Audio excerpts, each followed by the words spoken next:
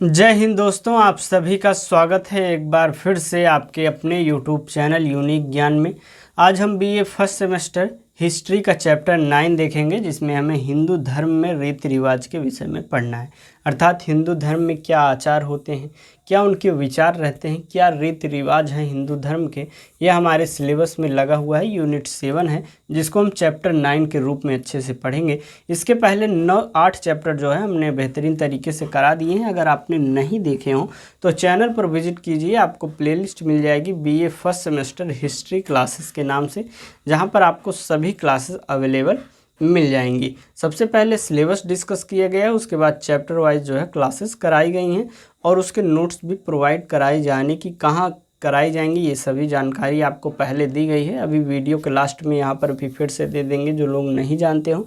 बाकी चैनल को सब्सक्राइब कर लीजिए, पूरा सिलेबस आपका कंप्लीट कराया जा रहा है।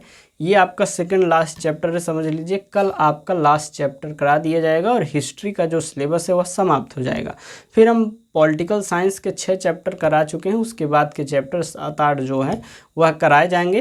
बाकी जो है इन सब्जेक्ट्स के अलावा किसी और सब्जेक्ट्स के आपको क्लास चाहिए तो वह भी आप हमें बता सकते हैं। ये सिलेबस कंप्लीट करने के बाद उनके सिलेबस भी स्टार्ट किए जाएंगे, जिससे आपको उससे भी लाभ मिल सके। तो चलिए देखते हैं हिंदू धर्म में रीति रिवाज के विषय में।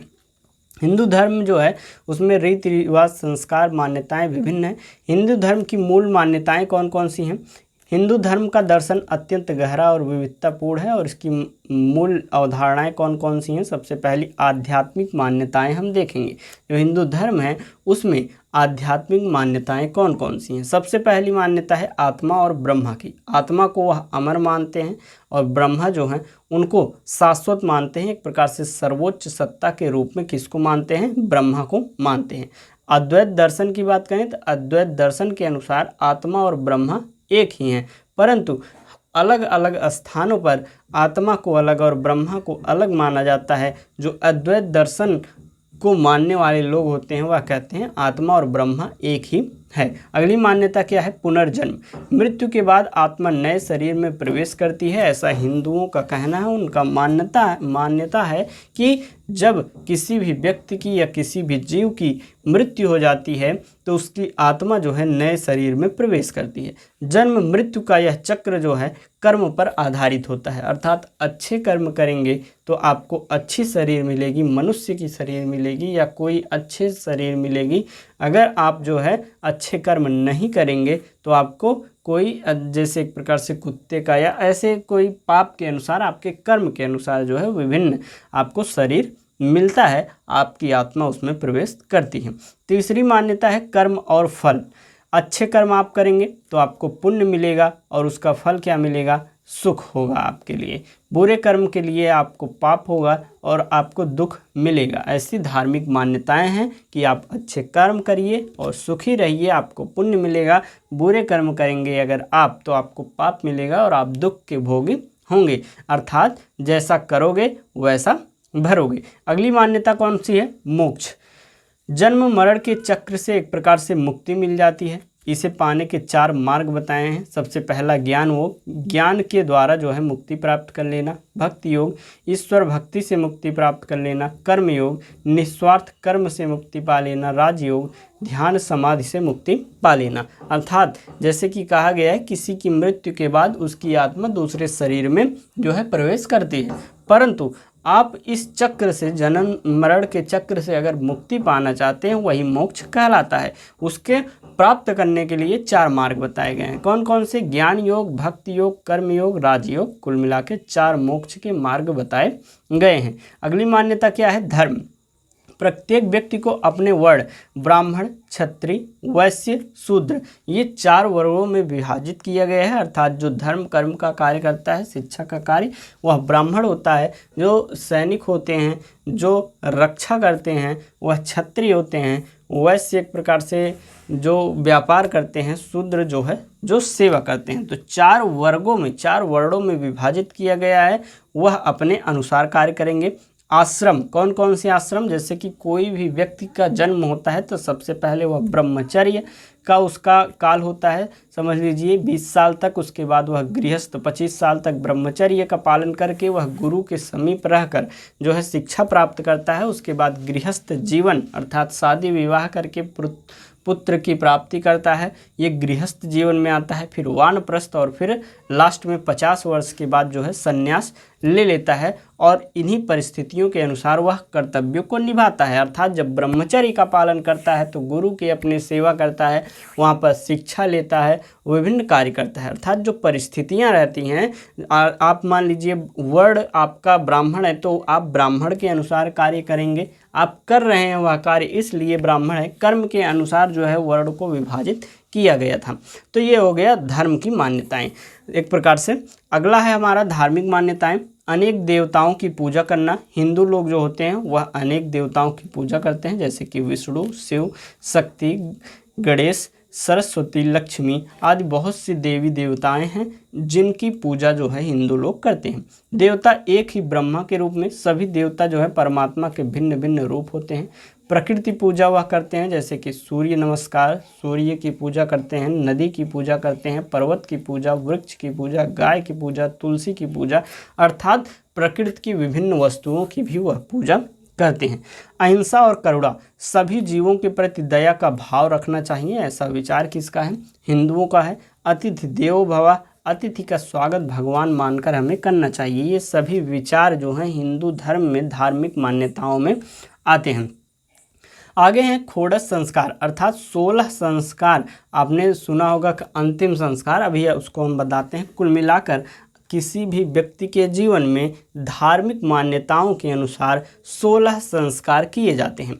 हिंदू जीवन को जन्म से मृत्यु तक 16 संस्कारों में बांटा गया है। यह जीवन को पवित्र, अनुशासित और धार्मिक एक प्रकार से बनाते हैं। सबसे पहला काल कौन सा होता है? कोई बच्चा जन्म लिया, जन्म और बाल्यकाल संस्कार, उसमें कौन कौन से आते हैं? सबसे पहले गर्भाधान संस्कार अर्थात संतान प्राप्ति के लिए जो प्रार्थना की जाती है वह पहला संस्कार होता है। कौन सा?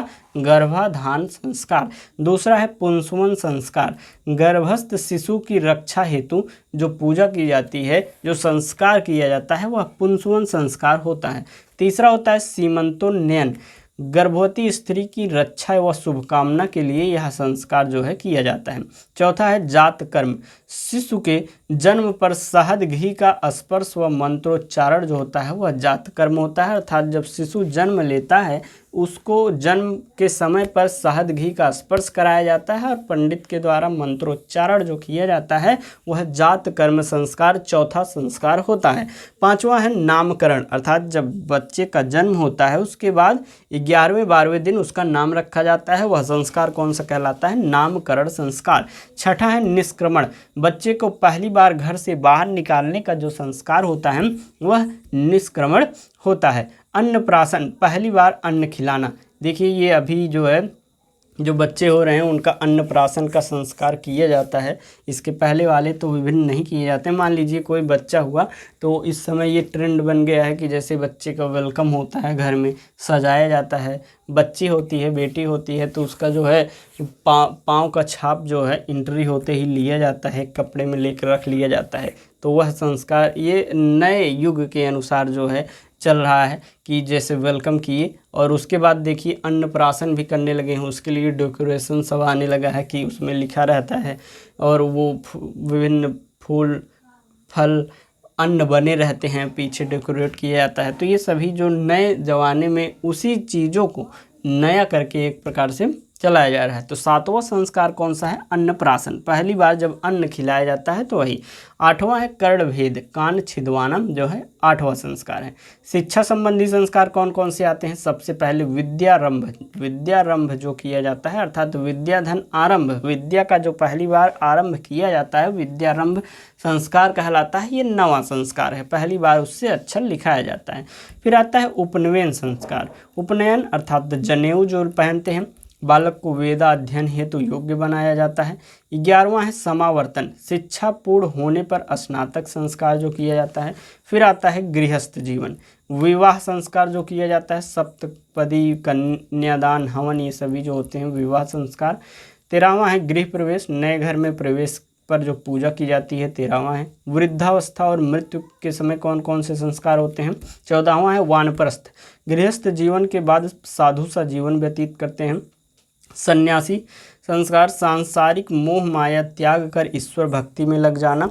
और 16वां और अंतिम संस्कार कौन सा है? अंत्योष्ठी संस्कार अर्थात श्राद्ध संस्कार, मृत्यु पर दाह संस्कार और पिंडदान किया जाता है। कुल मिलाकर हिंदू धर्म में जो 16 संस्कार किए जाते हैं उसको हमने आपको अच्छे से बताया। कोई भी डाउट रह जाए किसी भी लेक्चर में तो आप उसी वीडियो में कमेंट करके पूछ सकते हैं, उसको आपको अच्छे से बताया जाएगा। आगे हम देखेंगे धार्मिक और रीति रिवाज। धार्मिक रीति रिवाज उनके क्या क्या हैं? सबसे पहला पूजा पाठ करते हैं, सुबह शाम दीप जलाना, मंत्र जप करना, आरती, ये सभी उनके पूजा पाठ करने के नियम हैं। हवन यज्ञ, अग्नि में आहुति देकर देवता को प्रसन्न करना। तीसरा है तीर्थ यात्रा करना, गंगा, काशी, बद्रीनाथ, द्वारिका, जगन्नाथपुरी, रामेश्वर की यात्रा करना। चौथा है व्रत और उपवास, एकादशी, महाशिवरात्रि, करवा चौथ, नवरात्रि, ये सभी विभिन्न जो है दिवस होते हैं जिन पर लोग व्रत रहते हैं। उनकी अलग अलग मान्यताएं हैं कि करवा चौथ रहने पर पति की उम्र बढ़ती है, नवरात्रि में पूजा रखने पर उनकी मनोकामनाएं पूरी होती हैं, महाशिवरात्रि में सोमवार को जो सावन सब व्रत रहते हैं, स्त्रियां जो हैं, लड़कियां जो हैं, अच्छा वर प्राप्त करने के लिए व्रत रहती हैं। अर्थात अलग अलग मान्यताएं अलग अलग दिन के लिए उनकी हैं। मंगलवार को जैसे व्रत रहते हैं हनुमान जी के लिए, शनिवार को भी हनुमान जी के लिए, शनि देवता के लिए।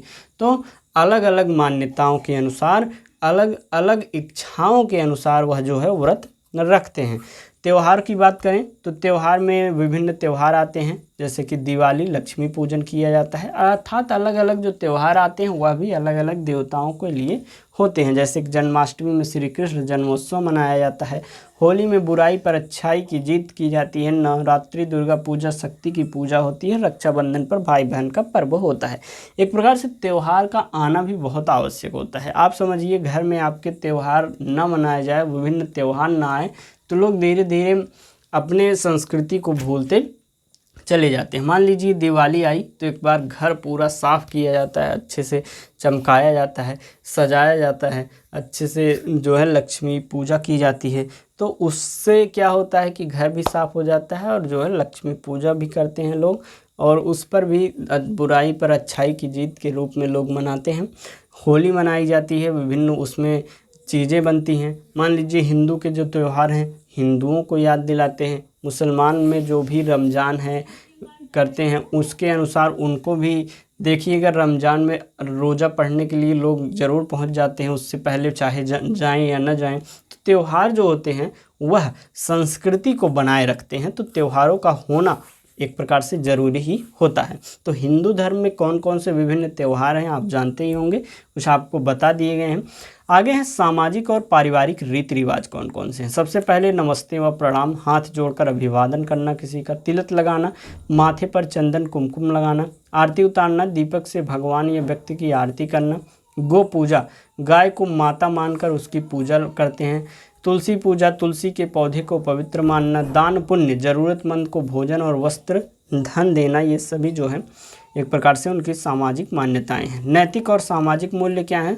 उनकी नैतिकता क्या है कि हमेशा सत्य बोलिए, सत्यवादिता, हमेशा सच बोलना, अहिंसा, किसी को नुकसान न पहुंचाना, बड़ों का सम्मान, माता पिता, गुरु और बुजुर्गों की सेवा करना, अतिथि सत्कार, अतिथियों को देवता मानना, प्रकृति का आदर, वृक्ष, जल, वायु, सूर्य की को एक प्रकार से पवित्र मानना। निष्कर्ष रूप में हम क्या देख सकते हैं कि हिंदू धर्म के रीति रिवाज और मान्यताएं केवल धार्मिक कर्मकांड नहीं हैं, बल्कि ये जीवन को आध्यात्मिक, नैतिक, सामाजिक रूप से संतुलित बनाने का मार्ग दिखाते हैं।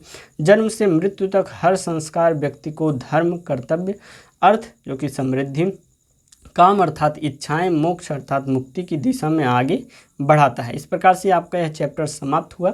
बाकी आप टेलीग्राम चैनल ज्वाइन कर सकते हैं, जहां पर आपको आपकी यूनिवर्सिटी से रिलेटेड विभिन्न नोटिफिकेशंस मिलते रहेंगे। डिस्कशन ग्रुप आप ज्वाइन करेंगे, आपस में बच्चे सभी जुड़े हुए हैं, वहां पर आपस में डिस्कस कर सकते हैं, कोई भी नोट्स के लिए पूछ सकते हैं, विभिन्न जानकारी आप वहां से प्राप्त कर सकते हैं। ये जो लोग व्हाट्सअप नहीं मतलब टेलीग्राम नहीं यूज करते उनके लिए व्हाट्सअप चैनल है, तो सभी का लिंक आपको डिस्क्रिप्शन बॉक्स में दिया गया है। बाकी ये जो है आपके लिए विशेष व्यवस्था आपकी बार लाई गई है। आपको क्या करना है, इस नंबर पर मैसेज करना है। मान लीजिए बीए फर्स्ट सेमेस्टर हिस्ट्री के नोट्स आपको चाहिए, आप बताएंगे, अपना कोर्स टाइटल बताएंगे, ये क्लासेस सर चल रही हैं इसी के हमें नोट्स चाहिए, तो आपको मात्र 25 रुपये पेमेंट करना होगा। तुरंत आपको ग्रुप में ऐड कर दिया जाएगा और वहाँ पर चैप्टर वाइज नोट्स आपको मिलते रहेंगे। जो भी कराए गए हैं वहाँ पर भेज दिए गए हैं वो अभी आपको मिल जाएंगे। और क्लासेज ये चैप्टर वाइज समाप्त होने के बाद आपको प्रीवियस ईयर क्वेश्चन पेपर भी सॉल्व हुआ कराया जाएगा, उसके भी नोट्स दिए जाएंगे इस ग्रुप में। और मोस्ट इंपॉर्टेंट क्वेश्चन के भी जो है नोट्स दिए जाएंगे, जिससे अच्छी तैयारी एक प्रकार से आपकी होगी। बाकी आप नहीं करते हैं तो हैंड रिटन नोट्स बना सकते हैं और अच्छी तैयारी आप कर सकते हैं। चैनल पर बने रहिए, चैनल को सब्सक्राइब कीजिए, वीडियो लाइक कीजिए, कमेंट अवश्य करिए कैसी लगी आपको वीडियो, या कोई डाउट हो तो कमेंट में आप पूछ सकते हैं। मिलते हैं नेक्स्ट वीडियो में, धन्यवाद।